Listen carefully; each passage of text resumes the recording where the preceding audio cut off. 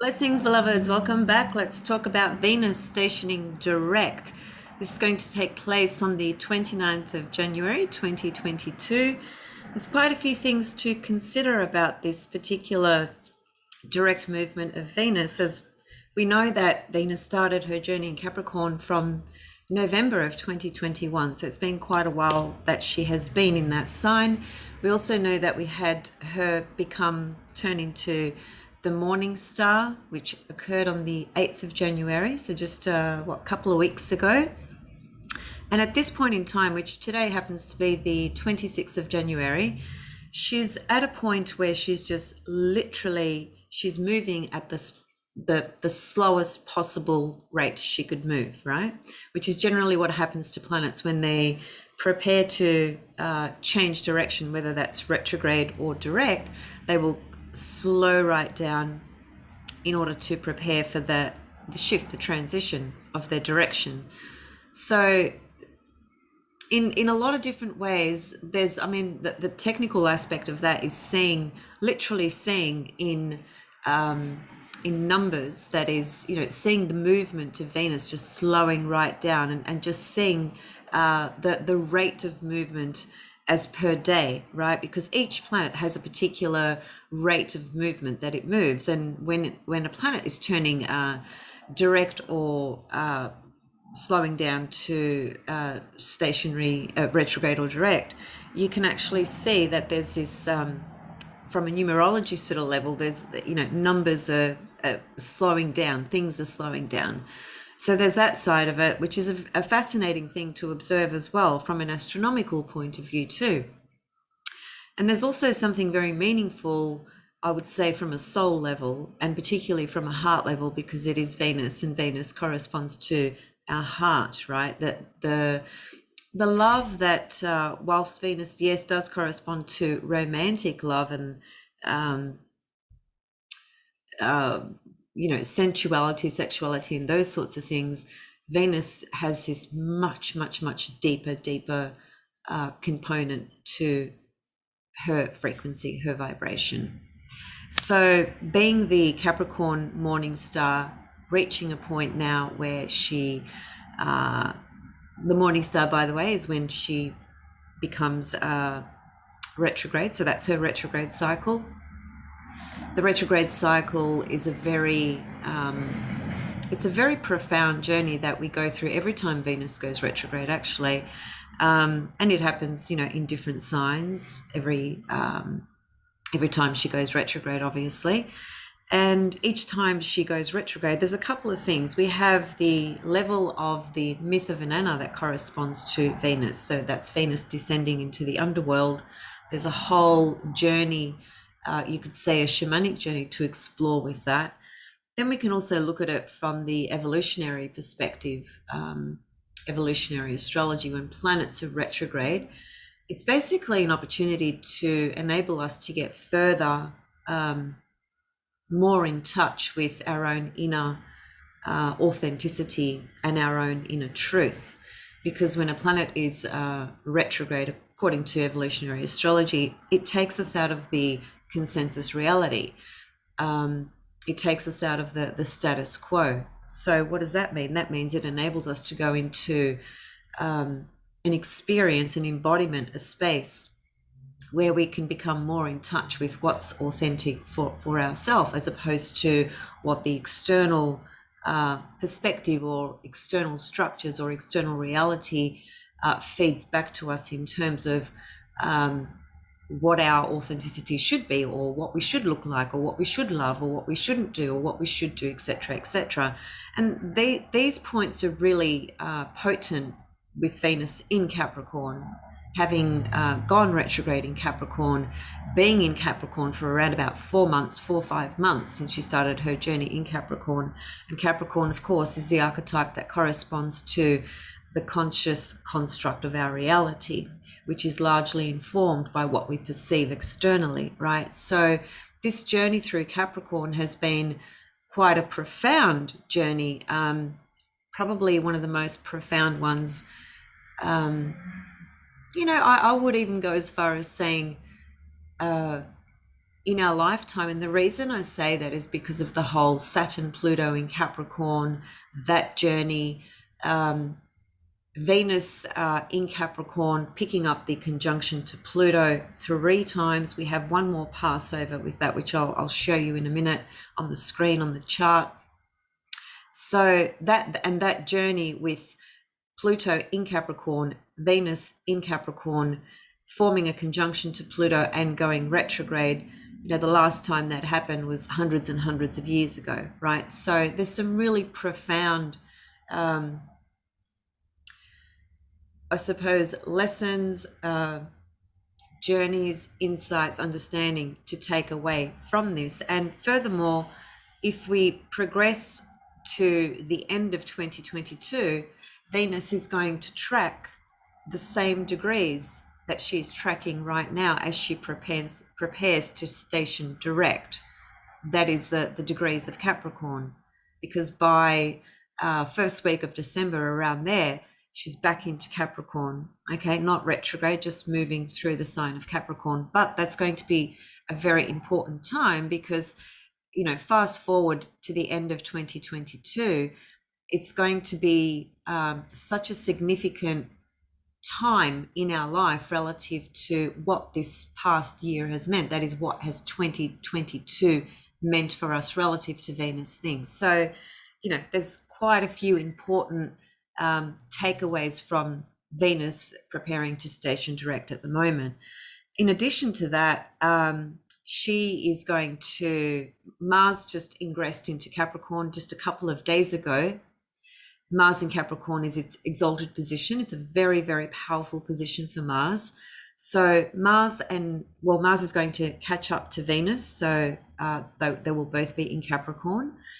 Then they will both track and catch up to Pluto. And when that happens, that'll be the third and final pass of Venus forming her conjunction to Pluto. She would have passed 2 conjunctions, okay, in the course of the last few months. So there's a lot going on from this Venus kind of level. And I think the Venus in Capricorn star, whilst it hasn't necessarily been an easy kind of journey, because first of all, Venus retrograde does take us into areas of our own psyche, of our own soul, of our own heart, where we do have to check in on things and check in where we stand, where do we stand within ourselves, in our own heart, with the things that we value, and in this case, because it is in Capricorn, it is very much underpinning a psychological, you could say, attachment or perspective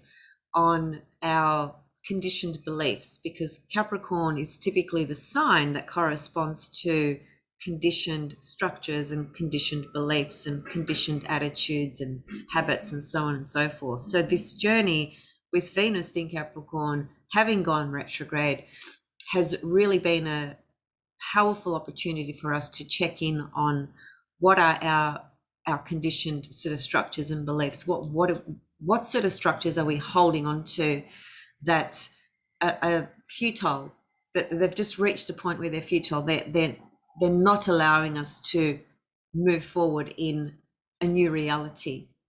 Capricorn being the archetype that really corresponds to the external reality, right? And I think what's adding to that, and I will come back and talk about this separately, but just very quickly, what's adding to that is the nodal shift that has recently occurred. That is that the North Node has transitioned into Taurus and the South Node has transitioned into Scorpio. And so we know that the last 19 months or so, we've had the Gemini Sagittarius axis of the nodes being completely amplified. And we've seen that it's so obvious what that has been, on a collective level, and then for our own personal journey as well. But it is important that these nodes have transitioned into a Venus-ruled sign. Okay, the North Node is now in Taurus. This is quite important because as this has happened during the Venus star point in Capricorn. So Capricorn, Taurus, both earth signs, both corresponding to our embodiment of our experiences here on earth, right? And also moving forward into a new reality, because the old reality is crumbling literally every second. And there's a lot of layers to that. There's a lot of different perspectives, different takes, etc. I'm not here to necessarily debate that, but I guess we could just consider for a moment for our own selves, what is the new reality that we are stepping into? North Node in Taurus,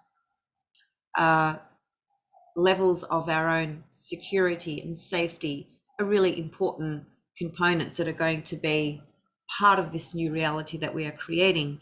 And the Capricorn Venus star point also speaking to the deconstruction of old conditioned beliefs. Furthermore, also going deeper than that with the Venus energy, which takes us into the cosmic heartbeat, our own cosmic heartbeat, the collective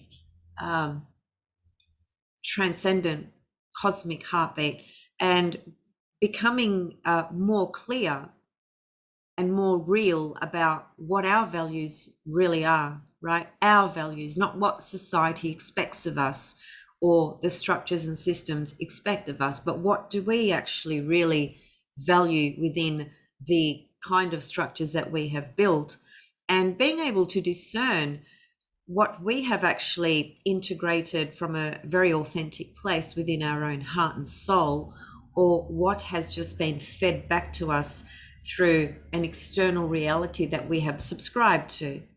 Because we all have, in some way, in many ways, to different levels, to different degrees, and so on and so forth. That's called the consensus state reality. So Venus is also picking up a trine to Uranus at the moment, and I think that's a really important key. And again, that's emphasizing the Earth modalities again, because Uranus is in Taurus, and Uranus recently went direct. Venus is about to go direct in Capricorn, and she's picking up this trine to Uranus. So I think the trine to Uranus over the next few days is a really poignant time in this journey of Venus having been retrograde and about to go direct, from the point of view of deconstructing the old conditioned layers in our own psyche that no longer serve us moving forward, because they have just been conditions that we've held on to, that we have grown up with, that we have brought in from past lives, and so on and so forth. So even though the trine to Uranus is just there for a few days, it is a very powerful aspect. Trines are very powerful aspects. They don't necessarily create an uncomfortable situation that forces you to act on things. That would be the square aspect. But if you are, tuning into this frequency, and Uranus really rules electricity and frequency, if we tune into this frequency with some intention and purpose, we can gain the absolute benefit and beauty of this trine aspect with Venus and Uranus, which is, I guess, essentially pointing us to moving forward in our life with this new reality that's manifesting literally every second. And it's a really interesting process to kind of really discern and reflect on yourself, because we're in such a intense space of the old dropping and the new being formed, as it were. And so we are really literally right in that space, right, where the two are just separating, right? And so when you are in something so intensely and so closely, it can be very, very challenging, let's say, to work out where you are in that, right? And so this is where Capricorn assists us in becoming realistic about our perspective, about what we are seeing, right? And about taking the responsibility, Capricorn, ourselves, to make our own informed decisions about life at the moment and life moving forward, as opposed to being coerced or threatened or manipulated into a lot of old conditioned sort of perspectives or systems that don't really enable you to dive into your own truth and own authenticity and trust your own inner knowing and your own inner voice, right? So these are the kinds of themes that are really, they've reached, we could say, sort of a real, almost a climax sort of point, because Venus has slowed right down and she's getting ready to change direction. But I think when this will become a lot more clear for all of us relative to the journey we have been on the last 40 days or so, or less than that, because Venus has not turned direct yet, and Venus retrograde lasts for approximately 40 days. But whilst that is the case, I would consider really the period of when Venus actually began her journey in Capricorn, particularly because she picked up the conjunction to Pluto. And as I said, she passes over Pluto 3 times. So let me just bring up a chart and let's just have a look at a couple of visual things. So this chart is for today, being the 26th of January in the Southern Hemisphere. So there's Venus up there. You can see she's at 11 degrees of Capricorn, still retrograde. Actually, before I do that, what I might do is just, so there she is up there. Before I start bringing my arrows through, I just want to show you what's going to be going on. So as we progress forward, you'll notice that, well, first of all, there's Mars that ingressed into Capricorn just a couple of days ago. I'd like to come back and talk about that separately, so I'll see how I go. So anyway, let's just progress the chart forward. You can see that Mars is, catching up to Venus. It's now at 6 degrees by the 2nd of February, for instance. So there's this incredible dance going on with Mars and Venus, really for the next few weeks, actually. And that's going to be a very important journey because Mars, Venus, and Pluto are all going to line up together as well in the sign of Capricorn. So Mars has come into this picture, this journey of Venus being the Capricorn morning star, having been in Capricorn for approximately 5 months. By the time she gets out of Capricorn, Mars comes in, and Mars brings in that really powerful, the powerful level of our own instincts, really trusting our own instincts, the power of passion, the power of our injecting energy and drive into our goals, injecting energy into experiencing autonomy, right? And making decisions about our own reality ourselves. It's in Capricorn. That's reality, as it were, reality. There are many different versions of reality, and that based on, it's based on one's own perspective, really. But anyway, just generally speaking, Mars in Capricorn, as I said in the beginning, it's an exalted position. So it's a very powerful place. So let me just continue to progress the chart forward. And on the left-hand side, you can see the date is changing because I've just animated the chart and I'm just going day at a time. Okay. So all through February, really, Mars and Venus are together. In terms of their exactness, it is here, actually. It's on the 13th of February, okay? And what's really interesting to note there is that the goddess Vesta is there as well in Capricorn. I really love that she is there too. So there's Vesta, there's Venus, and there's Mars, and Pluto is over here. And as I continue to progress forward, which I'll show you in a moment, those all line up together. Well, Vesta won't be close enough. Well, it depends what orb you use, okay? But I would consider that, that they're all together, dancing around together, these energies. Now, what's really fascinating to me is that, Vesta is an energy that corresponds to the soul work that we do. It's the private work that we do. It's the work that we don't do on stage, as it were, that's publicly seen. It's something that we do very privately, that focuses on our own soul integration and development. Vesta is an extremely complex goddess, and yes, she has all these other components to her which correspond to sexuality, celibacy, a number of different things, right?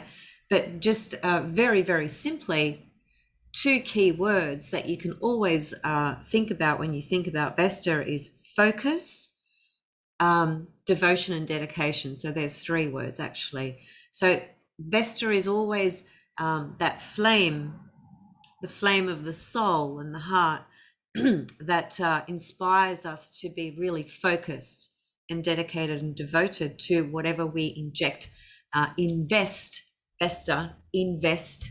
The word investment comes from Vesta. So whatever we invest in, that's a Vesta journey, a Vesta process, etc. So here she is lining up with Mars and Venus and Pluto.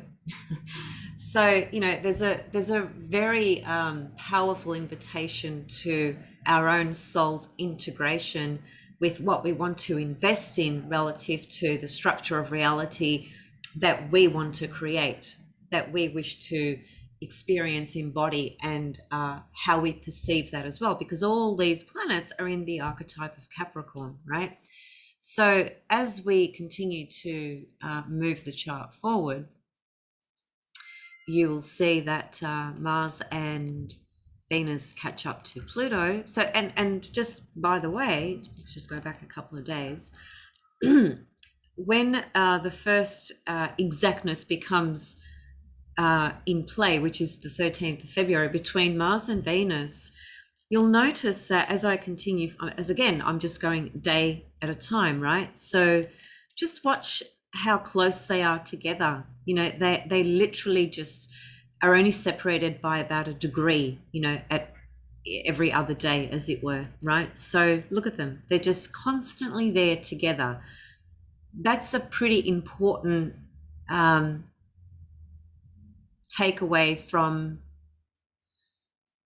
a frequency that's offered to us about all the things that I just said a few minutes ago relative to injecting, investing, focusing our energy, focusing our drives, our own autonomy, being authentic about what we wish to create as a reality for ourselves, and so on and so forth. So they just continue to stay together. It's just remarkable, actually. So here we are at the 22nd of February, and look at them. They are still together.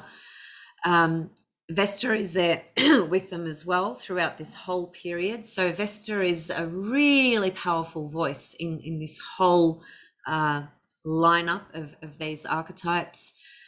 And as we continue to go forward, this is going to take us right into March, and you'll see that. Look at that there. We've got a triple exact conjunction with Mars, Vesta, and Venus. This is really an amazing time, over the next few weeks, to really, really hone in on the calling and voice of the soul, and being able to really activate a really focused, intense, passionate drive and energy towards your reality and what you wish to create in it. A lot of insights and discoveries as well, particularly because Venus picked up that trine to Uranus quite a few days before this date that we are looking at right here. But just remember that trine to Uranus is there for a few days. Uranus is always about individuation, waking up, accessing information from right brain memory, which is long-term memory.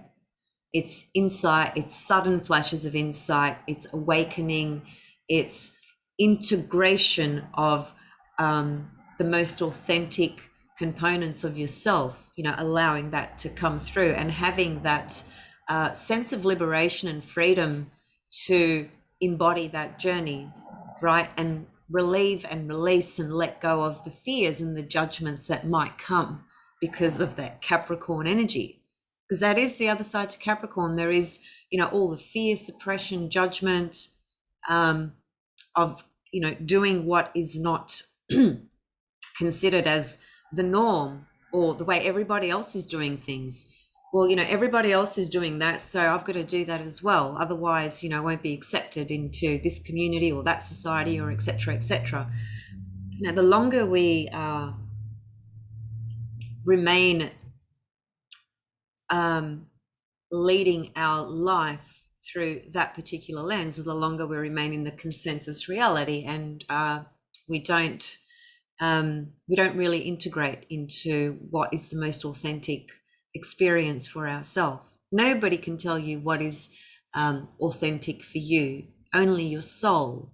And these energies speak to your soul, giving you the opportunity to tap into those deeper, insightful messages. Vesta in Capricorn, right? Mars in Capricorn, Venus in Capricorn, Pluto in Capricorn. It's just about how you tune into this energy, with what level of perception or consciousness or intention. So as we continue to go forward, you will see now, let me just clear those arrows. You can see that Mars, Venus and Pluto are extremely close. There's Vesta there again as well. So I'll just show you when that more or less completes. It's around about the 3rd of March, 4th of March, let's see, 4th of March, they are all still in Capricorn and lined up together. 5th of March, they are still there. 6th, okay, let's get going. So, right, on the 7th of March, amazing, you know, Venus and Mars both ingress into the archetype of Aquarius. I'll come back and talk about that because that's a couple of months away. And that's a whole new cycle they're beginning, right? So I won't bother, you know, giving any considerations about that at the moment. But just think about some of those key points that I've shared with you today from the point of view of these archetypes, these planetary frequencies all lining up really over the next few weeks. What is it now? It's the 26th. So, you know, all of February, first week of March. So what's that? That's 5 weeks, and there's still about a week left in January. So, you know, we're talking like another 6 weeks, okay, of these energies being really potent, really potent. And just keep in mind what I said, that at the end of the year, Venus, by December of 2022, she will be back in Capricorn, tracking these same degrees that she has been tracking through late 2021 and the first 4 months of 2022. So that's, you know, that's a really important portal invitation in terms of what we are creating in our life. And come end of 2022, we will have such a powerful understanding, and really, I mean, it's going to be clear before then, but there will be something revisited, you know, by the end of the year that might just be the final sort of thing that we do, or a final decision, or a final clearing out of something, or you know, it can be so many different things. It just depends on the individual, okay? But these are the energies that we are currently in relative to Venus. And again, like I said, I'll come back and talk about the nodes shifting into Taurus and Scorpio. That's, yeah, that's, I don't feel that's going to be necessarily very easy, I must be honest, because those two archetypes are really not easy archetypes. Often people think that Taurus is quite a simple, easy archetype, but which means that the second house is an easy kind of thing, and it's not. It has its challenges, and we'll unpack that when I talk about the nodes transitioning into those signs. And also I want to come back and talk about Mars as well, ingressing into Capricorn. So, and by the way, just lastly before I go, I just realized today that particularly at the moment, with Venus's movement and her slowing down to change direction, etc., and the fact that she's been, you know, retrograde, and she's now the morning star, so she's rising, you know, on the eastern horizon. She's at her greatest western elongation, as it's called, of 47 degrees, basically by the 20th of March. And that's just a day before the equinox. The equinox happens on the 21st of March, which is a really powerful time. Again, I'll come back and talk about that. But from a visual perspective, you know, over the next, I I would say, from February, moving into February and onwards into March, you'll be able to, depending on, you'd have to get up really early in the morning because the sun's going to obscure her, right? So you have to get up really early hours of the morning. But if you do that, you will just see the most beautiful, vision of one of the most beautiful wandering stars, the cosmic heartbeat, Venus. And so that's just something really lovely to observe. And also, go out there and do your Venus mudra 5-star, sort of extend your arms out, extend your legs out, and take in that energy. Ariel Gutman has got a beautiful little